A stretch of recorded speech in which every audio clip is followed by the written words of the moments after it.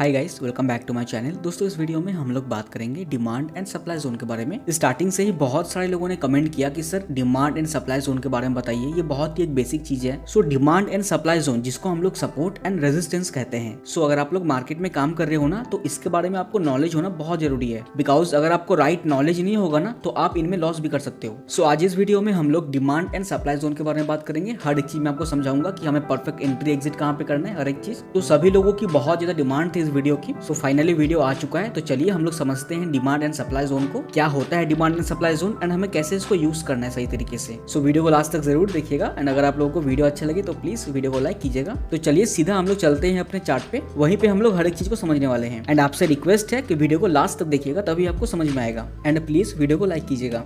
So friends, अभी हम लोग समझने वाले हैं डिमांड एंड सप्लाई जोन को, ठीक है। तो डिमांड जोन का मतलब होता है support area and supply zone का मतलब होता है रेजिस्टेंस एरिया। सो यहाँ पे मैं आपको चार्ट में बता देता हूँ। तो यहाँ पे देखिए, डिमांड जोन का मतलब होता है कि जब भी कोई शेयर ऊपर जाके जब वो नीचे आता है, नीचे आके जब किसी पॉइंट से वो रिवर्स कर रहा है, जब वो घूम जा रहा है, तो ये प्राइस क्या हो जाएगा, इस प्राइस पे मार्केट घूमा है तो ये मार्केट का एक डिमांड जोन हो गया, ठीक है। अगेन जब उस प्राइस पे मार्केट आएगा तो मार्केट अगेन ऊपर जाता है, ठीक है। तो इसका मतलब ये जो एरिया होता है, ये एरिया मार्केट का एक डिमांड जोन है। एंड यहाँ पे एक और एग्जांपल है, जब भी मार्केट ऊपर जाता है, ऊपर जाकर जब वो नीचे आता है, सो किसी पर्टिकुलर प्राइस से जब वो नीचे आ रहा है, मतलब यहाँ पे क्या है, सप्लाई एरिया है, मतलब यहाँ पे सेलर ज्यादा एक्टिव है। अगेन जब मार्केट उस वाले एरिया पे जाएगा तो वहां पे हाई प्रोबेबिलिटी होती है मार्केट अगेन वहां से करेक्शन करे, अगेन यहाँ प्रॉफिट बुकिंग आएगी। बिकॉज यहाँ पे क्या है ना, सेलर एक्टिव है ज्यादा। तो यहाँ पे डिमांड एंड सप्लाई जोन का मतलब होता है कि किसी पर्टिकुलर प्राइस पे जब मार्केट ऊपर जा रहा है, उस प्राइस पे अगर मार्केट ऊपर जा रहा है तो वो डिमांड एरिया बन जाता है। एंड किसी पर्टिकुलर प्राइस से जब मार्केट डाउन आ रहा है तो वो क्या हो रहा है, उसका रेजिस्टेंस एरिया हो रहा है, मतलब उस जगह में सेलर एक्टिवेट हो रहे हैं। सो चलिए इस चीज को अभी हम लोग चार्ट में समझ लेते हैं। तो यहाँ पे आप लोग सिंपल देखिए, मार्केट यहाँ से क्या हुआ, मार्केट पहले ऊपर गया, ऊपर जाने के बाद ये जो प्राइस है ना, इस प्राइस से देखिए मार्केट डाउन आया, ठीक है। सो ये एरिया क्या हो गया, ये एरिया हो गया सप्लाई जोन, ठीक है, जिसे हम लोग रेजिस्टेंस कहते हैं। एंड यहां से देखिए प्राइस ऊपर गया तो ये एरिया क्या हो गया, डिमांड जोन, मतलब प्राइस इस वाले एरिया से ऊपर गया हुआ है। देन अगेन जब मार्केट इस प्राइस पे आएगा तो यहाँ पे क्या है, इस शेयर का यहाँ पे डिमांड है। देन यहाँ पे क्या होता है, मार्केट अगेन ऊपर जाता है। देन प्रीवियस जो उसका सप्लाई जोन था उसको मार्केट ब्रेकआउट देता है। ब्रेकआउट देने के बाद उसको अगेन यहाँ पे रीटेस्ट करने के लिए आता है। तो ये प्रीवियस सप्लाई एरिया क्या हो गया, प्रीवियस सप्लाई एरिया उसका डिमांड एरिया हो गया। सो इस चीज को हम लोग और भी अच्छी तरीके से समझ लेते हैं। तो यहाँ पे देखिए आप लोग, यहाँ पे क्या होता है, मार्केट पहले यहाँ पे ऊपर जाता है, ऊपर जाने के बाद किसी पर्टिकुलर एरिया पे मार्केट डाउन आता है, मतलब ये एरिया क्या हो गया, ये एरिया हो गया इसका सप्लाई जोन, ठीक है। मार्केट यहाँ से डाउन आया तो ये सप्लाई जोन हो गया। देन मार्केट यहाँ पे कहीं पे आके यहाँ से अगर वो ऊपर जाता है ऐसे करके, तो ये क्या एरिया हो गया इसका, डिमांड जोन, मतलब प्राइस यहाँ से ऊपर गया हुआ है। सो यहाँ पे एग्जैक्ट इसी एरिया से प्राइस क्यों ऊपर जाता है, तो अगर हम लोग इसका लो एंड इसका हाई को अगर हम लोग कैलकुलेट करेंगे ना, तो आपको एक एवरेज प्राइस मिल जाएगा कि मार्केट का लास्ट करेक्शन कहाँ तक हो सकता है, जिसे हम लोग फिबोनाची रिट्रेसमेंट से भी आइडेंटिफाई कर सकते हैं। देन यहाँ पे देखिए क्या होगा, अगेन जब मार्केट ऊपर जाएगा इस वाले सप्लाई जोन पे टकराएगा, देन अगेन मार्केट डाउन आएगा, ठीक है। डाउन आने के बाद अगेन इस लेवल को वो ब्रेकआउट देगा, ठीक है। प्रॉपर ब्रेकआउट देने के बाद मार्केट ऊपर जाके अगेन डाउन आएगा। तो ये इसके लिए अब क्या हो गया, पहले क्या था, रेजिस्टेंस था, अब क्या हो गया, सपोर्ट हो गया। मतलब पहले जो सप्लाई एरिया था वो अब यहाँ पे डिमांड एरिया बन गया। देन यहाँ पे क्या होता है, अगेन मार्केट ऊपर जाता है, देन इस वाले लेवल को भी अगर वो ब्रेक डाउन देता है, ब्रेक डाउन देने के बाद क्या होता है, ये सपोर्ट को इसने ब्रेक डाउन दे दिया। देन अगेन जब मार्केट ऊपर जाएगा तो ये क्या प्रोवाइड कर रहा है, अब ये अगेन यहाँ पे रेजिस्टेंस प्रोवाइड कर रहा है, ठीक है। देन अगेन मार्केट यहाँ पे डाउन आता है। तो ऐसे करके यहाँ पे डिमांड एंड सप्लाई एरिया चलता है। सो आपने इस चीज को यहाँ पे समझ लिया कि डिमांड जोन क्या होता है एंड सप्लाई जोन क्या होता है। डिमांड जोन का मतलब होता है सपोर्ट एंड सप्लाई जोन का मतलब होता है रेजिस्टेंस। तो आइए कुछ एग्जांपल मैं आपको दिखाता हूँ चार्ट में। जैसे यहाँ पे एग्जांपल के लिए देखिए, पहले क्या हुआ, यहाँ से मार्केट ऊपर गया, ऊपर आके मार्केट डाउन है, यहाँ पे करेक्शन किया, तो इस प्राइस से मार्केट अगेन ऊपर गया, तो ये प्राइस क्या हो गया, यहाँ पे इंपॉर्टेंट डिमांड जोन हो गया।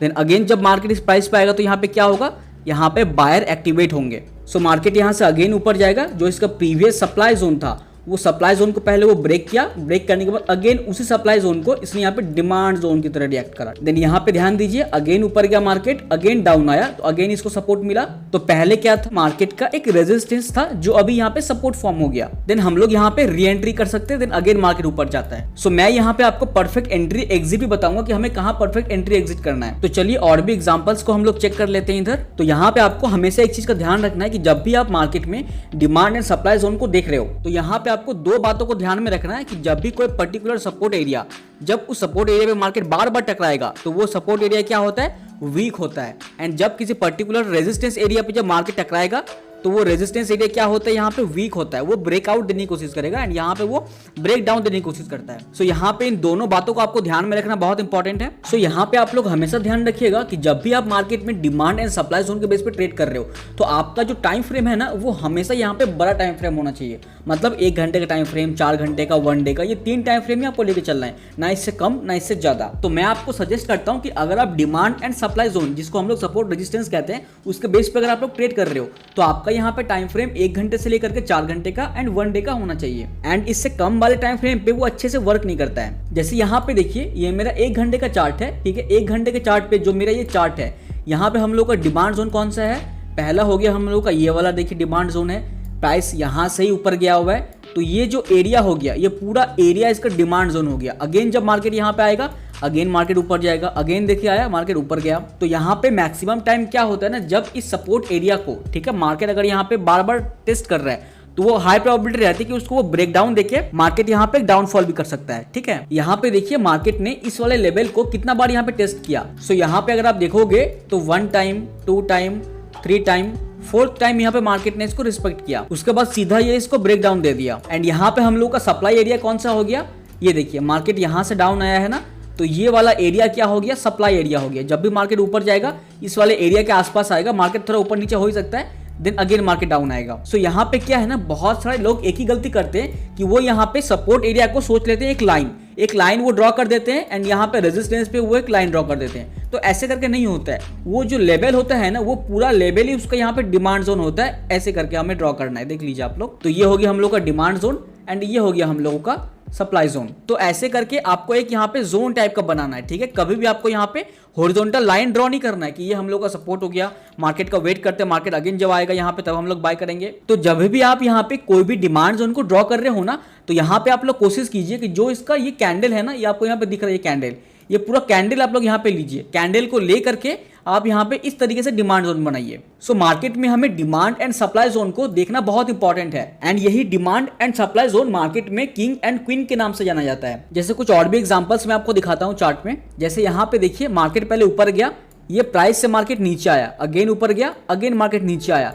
तो ये जो लेवल है ना, ये लेवल क्या हो रहा है, यहाँ पे सेलर है एंड जब भी मार्केट इस प्राइस पे आ रहा है, ये प्राइस पे क्या हो रहा है, मार्केट ऊपर जा रहा है, तो ये प्राइस क्या हो रहा है, ये डिमांड जोन हो रहा है। तो यहाँ पे हमें लेवल कैसे ड्रॉ करना है, सिंपल हम लोग इस तरीके से रेक्टेंगल लेंगे एंड यहाँ से इस तरीके से हम लोग लेवल को ड्रॉ करेंगे इस तरीके से। सो यहाँ पे क्या करना है, ये पूरा कैंडल आपको इस तरीके से लेना है, ठीक है। तो यहाँ पे देखिए मार्केट ने इस वाले सप्लाई एरिया को पहले ब्रेकआउट दिया, देन ब्रेकआउट देने के बाद मार्केट ऊपर गया, अगेन वो डाउन आया, इसी को इसने यहाँ पे डिमांड जोन की तरह रिएक्ट करा। ये एरिया पहले क्या था, पहले ये इसका रेजिस्टेंस था यहाँ पे, ठीक है। ये देखिए बार बार मार्केट टच हो रहा है, तो मैंने आप लोगों को क्या बोला कि अगर वो बार बार यहाँ पे टच होता है तो यहाँ पे हाई प्रोबेबिलिटी रहती है कि उसको ब्रेकआउट दे दे। तो यहाँ पे ब्रेकआउट देने के बाद मार्केट अगेन यहाँ पे डाउन आया, इसको ये सपोर्ट फॉर्म किया, देन अगेन यहाँ पे देखिए सपोर्ट फॉर्म किया, यहाँ पे डबल बॉटम टाइप का बन रहा है फॉर्मेशन। देन यहाँ पे क्या हुआ, मार्केट ने इसी एरिया से अप ट्रेंड को यहाँ पे कंटिन्यू किया। सो ये हम लोगों का डिमांड एंड सप्लाई, जिसे हम लोग सपोर्ट एंड रेजिस्टेंस कहते हैं। सो मैंने आप लोगों को क्लियर तरीके से यहाँ पे समझा दिया, आई होप आपको समझ में आया होगा। अब दोस्तों हम लोग बात करते हैं परफेक्ट एंट्री एंड एग्जिट के बारे में कि हमें परफेक्ट एंट्री एग्जिट कहाँ पे करना है। यहाँ पे इतने सारे डिमांड जोन बनते हैं, इतने सारे सप्लाई जोन बनते हैं। सो अभी मैं आपको समझा देता हूँ कि हमें यहाँ पे परफेक्ट एंट्री एंड एग्जिट कहाँ पे करना है। सो यहाँ पे आप लोग चार्ट में ध्यान दीजिएगा, यह मार्केट का क्या था, एक यहाँ पे डिमांड जोन था, ठीक है। मार्केट यहां से ऊपर गया, देन अगेन जब मार्केट वहां पे आएगा,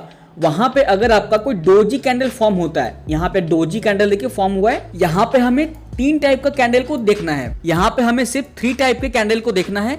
एक हो गया हम लोग का डोजी, दूसरा हो गया हम लोग का हैमर कैंडल, इन्वर्टेड हैमर या फिर हैमर कुछ भी बने, प्लस यहाँ पे हो गया हम लोग का बुलिश इंगल्फिंग कैंडल, ठीक है। तो इन सभी कैंडल्स को आप यहाँ पे गूगल में भी सर्च कर सकते हो। तो यहाँ पे आप लोग मान लीजिए कोई पर्टिकुलर डिमांड जोन पे अगर मार्केट आता है एंड वहां पे अगर ये इस टाइप का कैंडल फॉर्म करता है डोजी टाइप का, एंड उसके ऊपर में अगर प्राइस सस्टेन हो जाता है, तब हमें यहाँ पे लॉन्ग की ओर जाना है। तो ये हो गया हम लोगों का परफेक्ट एंट्री पॉइंट, ठीक है। एंड हमें यहाँ पे सेम चीज को यूज करना है सप्लाई जोन में भी, ठीक है। अगर यहाँ पे सप्लाई जोन में पर्टिकुलर सप्लाई जोन पे अगर आपका यहाँ पे कोई भी डोजी बनता है एंड उसके नीचे में अगर कैंडल क्लोज होकर सस्टेन करता है, तब हम लोग यहाँ पे शॉर्ट की ओर जा सकते हैं। तो इन दोनों पॉइंट को आप लोगों को ध्यान में रखना है कि कि जब भी कोई डिमांड जोन पे जब मार्केट आ रहा है, अगर वहां पे डोजी बन रहा है या फिर इन्वर्टेड हैमर बन रहा है या फिर बुलिश इंगल्फिंग कैंडल बन रहा है एंड उस कैंडल का मार्केट ने ब्रेकआउट देके प्राइस वहां पे सस्टेन हो गया, तब हम लोग वहां पे बाय की ओर जा सकते हैं। ये वाला कंफर्मेशन हम लोग ले सकते हैं। तो यहाँ पे डिमांड एंड सप्लाई दोनों जगह में सेम रूल फॉलो होगा। हमें यहाँ पे कैंडल्स का कंफर्मेशन लेना है एंड साथ ही साथ मान लीजिए अगर आपको इंडिकेटर देखना आता है तो यहाँ पे देखिए